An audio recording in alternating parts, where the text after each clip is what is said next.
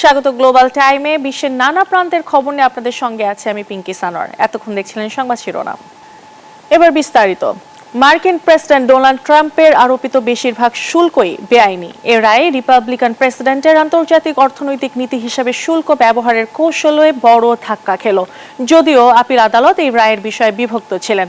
এদিকে আদালতের রায় কার্যকর হলে বাংলাদেশের ওপর চাপানো বাড়তি শুল্ক কমাতে আলোচনার সুযোগ তৈরি হবে বলে মনে করছেন বিশ্লেষকরা। বিভিন্ন দেশের উপর চড়া শুল্ক আরোপ করে ডোনাল্ড ট্রাম্প বিশ্বে যে বাণিজ্য যুদ্ধ শুরু করেছেন তাতে বড় ধাক্কা খেলেন তিনি। শুক্রবার যুক্তরাষ্ট্রের আপিল আদালতের রায়ে বলা হয় তার আরোপিত অতিরিক্ত শুল্কের বেশিরভাগই অবৈধ। আদালত আরও বলেছেন যুক্তরাষ্ট্রের ইন্টারন্যাশনাল ইকোনমিক পাওয়ার্স অ্যাক্ট আইনের অপব্যবহার করেছেন মার্কিন প্রেসিডেন্ট। ওই রায়ে ট্রাম্প প্রশাসনকে অতিরিক্ত শুল্ক প্রত্যাহারের আদেশও দিয়েছেন আদালত, তবে এখনই স্থগিতাদেশ দেননি। এতে ট্রাম্পের বহুল আলোচিত পররাষ্ট্র ও বাণিজ্য নীতি আইনি চ্যালেঞ্জের মুখে পড়ল বলে মনে করা হচ্ছে। যদিও এরই মধ্যে এই রায়কে চ্যালেঞ্জ করে সুপ্রিম কোর্টে পিটিশন করার বার্তা দিয়েছেন ডোনাল্ড ট্রাম্প। এর জন্য বেশ কিছুদিন সময়ও পেয়েছেন তিনি। আগামী 14 অক্টোবর ওই রায় কার্যকর হবে। দ্বিতীয় মেয়াদে মার্কিন মসনদে বসার পরে বিভিন্ন দেশের উপর চড়া হারে শুল্ক আরোপ করেন ট্রাম্প। এখন পর্যন্ত সর্বোচ্চ ভারত ও ব্রাজিলের উপর 50% শুল্ক চাপান তিনি। আসমাতুলি, নিউজ 24। গাজার উত্তর সিটিকে যুদ্ধক্ষেত্র ঘোষণার পর হামলা আরও জোরদার করেছে ইসরায়েল। ত্রাণ সরবরাহের জন্য যুদ্ধবিরতিও স্থগিত করেছে। গেল 24 ঘন্টায় প্রাণ হারিয়েছে 59 জন। এতে মোট প্রাণহানি 63,000 ছাড়িয়েছে। এদিকে পশ্চিমা দেশগুলো স্বাধীন রাষ্ট্রের স্বীকৃতির প্রতিশ্রুতি দিলেও ফিলিস্তিনি প্রেসিডেন্টকে জাতিসংঘে নিষিদ্ধ করেছে যুক্তরাষ্ট্র। অন্যদিকে চলমান আগ্রাসনের প্রতিবাদে ইসরায়েলের সঙ্গে বাণিজ্য সম্পর্ক ছিন্ন করেছে তুরস্ক, বন্ধ করেছে আকাশসীমাও। হামাস নির্মূলের অজুহাতে গাজা দখলের নীলনকশা বাস্তবায়নের সব রকম চেষ্টা অব্যাহত রেখেছে ইসরায়েল। যুক্তরাষ্ট্রের প্রশ্রয়ে এই বছরের মধ্যেই সেই অভিযান বাস্তবায়নে মরিয়া নেতানিয়াহু সরকার, এমন তথ্যই জানিয়েছে আল জাজিরা। তাই তো গাজার উত্তর সিটিকে যুদ্ধক্ষেত্র ঘোষণার পরেই সেখানে হামলা আরও জোরদার করেছে দখলদার বাহিনী। এতে বাড়ছে হতাহতের সংখ্যাও। এটি ফিলিস্তিনিদের জোরপূর্বক বাস্তুচ্যুত করা এবং গাজার উপর পূর্ণ নিয়ন্ত্রণ প্রতিষ্ঠার নেতানিয়াহুর সর্বশেষ পদক্ষেপ। এতে 10 লাখ ফিলিস্তিনি বাস্তুচ্যুত হতে পারে বলে জানিয়েছে জাতিসংঘ। এদিকে পশ্চিমা মিত্ররা স্বাধীন ফিলিস্তিন রাষ্ট্রের পক্ষে আওয়াজ তুললেও ইসরায়েলকে ঢালাও সমর্থন দিচ্ছে যুক্তরাষ্ট্র। এর জেরে ভিসা বাতিলের পর ফিলিস্তিনি প্রেসিডেন্টকে জাতিসংঘেও নিষিদ্ধ করেছে ট্রাম্প প্রশাসন। যদিও বিষয়টি পুনর্বিবেচনার আহ্বান জানিয়েছে ফিলিস্তিন সরকার, নাকচ করেছে ওয়াশিংটন। এমন আবহে ইসরায়েলের সঙ্গে সব ধরনের অর্থনৈতিক ও বাণিজ্যিক সম্পর্ক ছিন্ন করেছে তুরস্ক। এমনকি দেশটিকে তুরস্কের আকাশ সীমায় ব্যবহার করতে দেবে না বলে জানিয়েছে তুর্কি পররাষ্ট্রমন্ত্রী হাকান ফিদান। আসমাতুলি, নিউজ 24। ইরানকে বিভক্ত করতে ষড়যন্ত্র করছে যুক্তরাষ্ট্র ইসরায়েল, এমন অভিযোগ দেশটির প্রেসিডেন্ট মাসুদ পেজিশকিয়ানের। এদিকে ইরানের ওপর পশ্চিমাদের স্ল্যাব ব্যাক নিষেধাজ্ঞার পদক্ষেপে নিন্দা জানিয়েছে রাশিয়া ও চীন। আবারও চাপের মুখে পারমাণবিক ইস্যুতে আলোচনার সম্ভাবনা নাকচ করে দিয়েছে তেহরান। যুক্তরাষ্ট্র ও ইসরায়েলের সঙ্গে চলমান উত্তেজনার আগুনে ঘি ঢালল ইরানের প্রেসিডেন্ট মাসুদ পেজিশকিয়ানের মন্তব্য। শুক্রবার এক সাক্ষাৎকারে তিনি দাবি করেন তেহরান যুদ্ধ চায় না, তবে আত্মরক্ষার্থে সবসময় সচেতন বলেও জানান তিনি। এ সময় ইরানকে বিভক্ত করতে যুক্তরাষ্ট্র ইসরায়েল ষড়যন্ত্র করছে বলেও অভিযোগ পেজিশকিয়ানের, তবে ইরানিরা তা চায় না বলেও জানান তিনি। আমরা যুদ্ধ চাই না, কিন্তু যদি তারা আক্রমণ করতে চায় আমরা শক্তি প্রয়োগ করে তাদের বিরুদ্ধে রুখে দাঁড়াবো। আমরা শুরু থেকেই বলে আসছি যুদ্ধ করতে চাই না, কিন্তু আমরা যুদ্ধকে ভয় পাই না। এদিকে ইরানকে পারমাণবিক চুক্তিতে সম্মত করতে একের পর এক পদক্ষেপ নিচ্ছে পশ্চিমারা। এরই অংশ হিসেবে দেশটির উপর নিষেধাজ্ঞা পুনর্বহালের সিদ্ধান্ত নিয়েছে ব্রিটেন, ফ্রান্স ও জার্মানি। স্ন্যাপব্যাক মেকানিজম নামে পরিচিত এই ধারা অনুযায়ী আগামী 1 মাসের মধ্যে নিরাপত্তা পরিষদে কোনো ভিন্ন সিদ্ধান্ত না হলে স্বয়ংক্রিয়ভাবে ইরানের উপর আগের সব নিষেধাজ্ঞা পুনর্বহাল হবে। এর ফলে চাপে পড়তে পারে তেহরানের ব্যাংকিং, জ্বালানি ও প্রতিরক্ষা খাত। যদিও পশ্চিমা দেশগুলোর এই পদক্ষেপের তীব্র নিন্দা জানিয়েছে চীন ও রাশিয়া। ইতোমধ্যে চাপের মুখে পারমাণবিক ইস্যুতে আলোচনার সম্ভাবনা নাকচ করে দিয়েছেন জাতিসংঘে নিযুক্ত ইরানের রাষ্ট্রদূত আমির সাইদ ইরাভানি। শুক্রবার নিউ ইয়র্কের সাংবাদিকদের এক সমাবেশে এই পদক্ষেপকে ব্ল্যাকমেইল বলে অভিহিত করেন তিনি। আফরিন মৌ, নিউজ 24। পাকিস্তানে বন্যা পরিস্থিতির আরো অবনতি হয়েছে। রাবি নদীর পানি বিপদসীমার উপর দিয়ে প্রবাহিত হচ্ছে। এতে পাঞ্জাবের ১৬০০ গ্রাম প্লাবিত হয়েছে। শুক্রবারই প্রদেশটিতে বন্যায় প্রাণ গেছে ১৩ জনের। এতে সাম্প্রতিক বন্যায় মোট প্রাণহানি বেড়ে ২৮ জনে দাঁড়িয়েছে। এদিকে লাহোরে বন্যার পানি ঢুকেছে। বানের পানি প্রবেশের শঙ্কায় রয়েছে বেলুচিস্তানও। একদিকে বন্যা, অন্যদিকে প্রবল বৃষ্টিতে বিপর্যস্ত পাকিস্তানের জনজীবন। কয়েক দশকের মধ্যে সবচেয়ে ভয়াবহ বন্যার কবলে পড়েছে দেশটির পাঞ্জাব প্রদেশ। আরও ফুলে ফেপে উঠেছে রাভি সহ কয়েকটি নদীর পানি। এতে বানের পানিতে ভাসছে পাঞ্জাবের বেশিরভাগ অঞ্চল। এরই মধ্যে বেশ কয়েকজনের প্রাণ গেছে। প্রদেশটির ৯টি জেলায় বন্ধ রাখা হয়েছে পোলিও বিরোধী অভিযান। বাঁধ খুলে দেওয়ার পর পাকিস্তানের সীমান্তবর্তী অঞ্চলে বন্যা পরিস্থিতি ভয়াবহ রূপ নেয়। প্লাবিত হয় ১৫০০-এর বেশি গ্রাম। নষ্ট হয়েছে শত শত হেক্টর ফসলি জমি। এমন আবহে আশ্রয় শিবিরে ছুটছেন বাসিন্দারা। শুধু পাঞ্জাব নয়, ভারত বাঁধ খুলে দেয় পাকিস্তানের দ্বিতীয় বৃহত্তম শহর লাহোরেও ঢুকেছে বানের পানি। বেলুচিস্তানও শঙ্কায় রয়েছে বলে জানিয়েছে প্রদেশটির সেচ মন্ত্রী। এদিকে স্বস্তিতে নেই ভারতও। বন্যা ও ভূমিধসে বিপর্যস্ত দেশটির উত্তরাঞ্চল। এতে এরই মধ্যে বেশ কয়েকজনের প্রাণহানির খবরও মিলেছে। আসমাতুলি, নিউজ 24। গ্লোবাল টাইমের সময় হলো একটি বিরতি। ফিরছি আরো খবর নিয়ে, সাথেই থাকুন। বিরতির পর আবারও স্বাগত জানাচ্ছি গ্লোবাল টাইমে।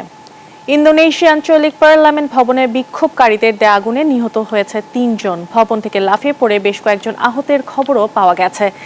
শুক্রবার স্থানীয় সময় রাতে সুলাওয়েসি প্রদেশের রাজধানী মাকাসারে এই ঘটনা ঘটে। গণমাধ্যমের বরাতে জানা যায়, আইন প্রণেতাদের বেতন ভাতা বাড়ানোর দাবিতে বেশ কয়েকদিন ধরে বিক্ষোভ চলছিল দেশটিতে। তবে শুক্রবার পুলিশের গাড়ির ধাক্কায় রাইড শেয়ারিং মোটর বাইক চালক নিহত হলে এ বিক্ষোভ আরো ভয়াবহ আকার ধারণ করে। এরই মধ্যে নিহত চালকের বাড়িতে গিয়ে পরিবারের প্রতি সমবেদনা জানিয়েছেন প্রেসিডেন্ট প্রবো সুবিয়ান্তো।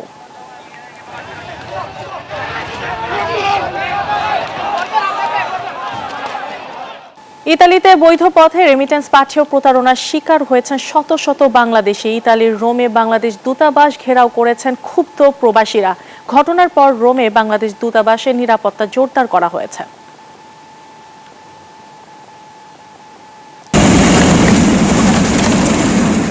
ক্ষতিগ্রস্ত প্রবাসী ও এজেন্ট মালিকরা একত্রিত হয়ে রোমস্থ বাংলাদেশ দূতাবাস ঘেরাও করেছেন। অভিযোগ উঠেছে, first security Islamic exchange Italy প্রায় 12 কোটি টাকা নিয়ে উধাও হয়ে গেছে। তাদের দাবি, অবিলম্বে এই অর্থ ফেরত দিতে হবে, নইলে আন্দোলন চলবে অনির্দিষ্টকাল। আমরা গেট ব্লক করে আমরা কোনো কার্যক্রম আমরা এখন করতে দিব না। এখানে কাউকে ভিতরে ঢুকতেও দিব না, কাউকে বেরো হইতে দিব না, যতক্ষণ না পর্যন্ত বাংলাদেশ সরকার আমাদের এই সমস্যাকে সমাধান না করবে। আমরা আজকে যে টাকাটা পাঠাই, আগামীকালকে সেটা জমা দিয়ে দিই। তো সেইভাবে আমরা সব টাকা জমা দিয়ে দিচ্ছি কাস্টমার। সেই টাকাটা কোন মানবতার খাতিরে, কোন আইনে, কোন ন্যায্যতার ভিত্তিতে, কোন কিছুর ভিতরেই এটা মেনে নেওয়া যায় না যে সেই টাকাটা বেনিফিশিয়ারিকে দেওয়া হয় নাই। এজেন্ট মালিকদের অভিযোগ, সরকার বা ব্যাংকের প্রশাসন পরিবর্তন স্বাভাবিক ঘটনা, কিন্তু সেই কারণে প্রবাসীদের কষ্টার্জিত অর্থ আটকে রাখা অন্যায়। প্রায় 93 এজেন্সি সারা ইটালির মধ্যে প্রায় 1400 এজেন্সির 1400 প্রবাসীর টাকা, যাদের কষ্টার্জিত টাকাগুলি মা বোনদের জন্য পাঠাইছে, বাবার জন্য পাঠাইছে, বাবার চিকিৎসার জন্য, ছেলেদের বাচ্চাদের স্কুলে লেখাপড়ার খরচের জন্য পাঠাইছে। ফার্স্ট এক্সচেঞ্জ ইসলামী ব্যাংক, যার মাধ্যমে আমরা ইতালি থেকে বাংলাদেশে টাকা পাঠিয়েছি। আমাদের এখান থেকে সেন্ডাররা টাকা পাঠিয়েছেন ঠিকই, কিন্তু বাংলাদেশে রিসিভাররা টাকা পায়নি। আমরা 60 জন আসছি, 200 থেকে 300 জন রিমিটেন্সের প্রতিনিধি হয়ে। তো আজকে আমরা 60 জনের মতো আসছি। যদি আমাদের ফলাফল আশানুরূপ না হয়, তাহলে আমরা পরবর্তীতে এরকম 1200-1300 জন নিয়ে আমরা আসবো। ঘটনার পর রোমে অবস্থিত বাংলাদেশ দূতাবাসের নিরাপত্তা জোরদার করা হয়েছে। তবে এই ঘটনাকে কেন্দ্র করে বৈধ পথে রেমিটেন্স পাঠানোর নিরাপত্তা ও বিশ্বাসযোগ্যতা নিয়ে বড় প্রশ্ন উঠছে। একই সঙ্গে আন্তর্জাতিক পরিমণ্ডলে বাংলাদেশের ভাবমূর্তিও ক্ষতিগ্রস্ত হচ্ছে। আন্দোলনকারীদের প্রতিনিধি দল দূতাবাসে স্মারকলিপি জমা দিয়েছেন। দূতাবাস কর্তৃপক্ষ সব ধরনের সহযোগিতার আশ্বাস দিয়েছে বলে জানিয়েছেন তারা। রক্তঝরা পরিশ্রমের টাকা সুরক্ষা চাইছে ইতালি প্রবাসীরা। Desk report, news 24। জার্মানির বাভারিয়ায় প্রতি 4 বছরে একবার আয়োজিত হয় ষাঁড় দৌড়ের এক ভিন্ন ধর্মী উৎসব, যেখানে ঘোড়ার মতো লাগাম বা জিন ছাড়াই বিশাল দেহী ষাঁড়ের পিঠে সওয়ার হন প্রতিযোগীরা। স্রেফ দড়ি ধরে রেখেই চলে তীব্র গতির সে লড়াই। লোকচৈতিহ্য আর আধুনিক আনন্দের মিশেলে এই আয়োজন দেখতে ভিড় জমান হাজারো জনতা। চলে বাজি ধরাও। ঘোড়ায় চড়ার সাথে এর কোনো তুলনাই চলে না। বিশাল দেহী ষাঁড়ের পিঠে বসার অনুভূতিটাই অন্যরকম, বলছেন জার্মানির বাভারিয়ার আনা স্টেডেলের মতো প্রতিযোগীরা। শুধু একটা মোটা দড়ি ধরে ষাঁড়ের পিঠে টিকে থাকাটাই এখানে বড় চ্যালেঞ্জ। 1983 সালে নিছক মজার ছলে শুরু হওয়া এই আয়োজন এখন হাউন্সোফেন আর বাউয়েরবাখ গ্রামের সবচেয়ে বড় উৎসব। প্রতি 4 বছর পর পর ফেরে এই ষাঁড় দৌড়, যেখানে কোনো চাবুক বা ধারালো কিছুর ব্যবহার করা একদম নিষিদ্ধ। ষাঁড়গুলোকে দৌড়ানোর জন্য কোনো রকম কষ্টও দেয়া হয় না। মূল দৌড়ের আগে হয় বেশ কয়েকটি বাছাই পর্ব। মাঠের দর্শকরাও তাদের পছন্দের ষাঁড়ের উপর বাজি ধরতে পারেন। দৌড়ের পাশাপাশি ঐতিহ্যবাহী প্যারেড, গান বাজনা আর বিয়ারের আয়োজনে পুরো এলাকা হয়ে ওঠে উৎসব মুখর। Desk report, news 24। কেমন ছিল আমাদের জীবন লক্ষ লক্ষ বছর আগে? সেই সুদূর অতীতের পর্দা সরিয়ে এক অনন্য প্রদর্শনীর আয়োজন করেছে চেক প্রজাতন্ত্রের জাতীয় জাদুঘর। সেখানে হাজির করা হয়েছে 30 লাখ বছরেরও বেশি পুরনো মানব পূর্বপুরুষের জীবাশ্ম। প্রদর্শনীর মাধ্যমে মধ্যমণি হয়ে আছে বিশ্বজুড়ে আলোড়ন তোলা সেই বিখ্যাত লুসি আর শিশু সেলাম, যাদের ধার করা হয়েছে ইথিওপিয়া থেকে। ইউরোপের ইতিহাসে এই প্রথমবার মানব বিবর্তনের এমন গুরুত্বপূর্ণ অধ্যায়কে জনসম্মুখে তুলে ধরা হলো। চেক প্রজাতন্ত্রের জাতীয় জাদুঘরে আয়োজিত এই প্রদর্শনীতে দেখা মিলছে 30 লাখ বছরেরও বেশি পুরনো অস্ট্রালোপিথেকাস অ্যাফারেন্সিস প্রজাতির জীবাশ্ম, যা আমাদের পূর্বপুরুষদের জীবনযাত্রা সম্পর্কে অমূল্য ধারণা দেয়। প্রদর্শনীর মধ্যমণি হয়ে আছে বিশ্বজুড়ে আলোড়ন তোলা দুটি কঙ্কাল, বিখ্যাত লুসি এবং শিশু সেলাম। এর মধ্যে লুসির জীবাশ্মটি আনুমানিক 32 লাখ বছরের পুরনো এবং সেলামের বয়স তার চেয়েও প্রায় 1.5 লাখ বছর বেশি। মানব বিবর্তনের শুরুর দিকের গবেষণায় এই দুটি জীবাশ্মকে মাইল ফলক হিসেবে বিবেচনা করা হয়। এই প্রদর্শনী এক কথায় বিরল, কারণ নিজ দেশ ইথিওপিয়াতেও এই অমূল্য জীবাশ্মগুলো সাধারণ মানুষের জন্য উন্মুক্ত নয়। এর আগে কেবল 2007 থেকে 2013 সাল পর্যন্ত একবারই যুক্তরাষ্ট্র সফর করেছিল তারা। তাই 60 দিনের এই আয়োজনকে ইতিহাসের শেকড় দেখার এক সুবর্ণ সুযোগ হিসেবেই দেখছেন সবাই। Desk report, news 24। আর এই ছিল গ্লোবাল টাইমে এখনকার মতো আয়োজন। আরো খবর ও বিশ্লেষণ জানতে ভিজিট করুন www.news24bd.tv। ধন্যবাদ।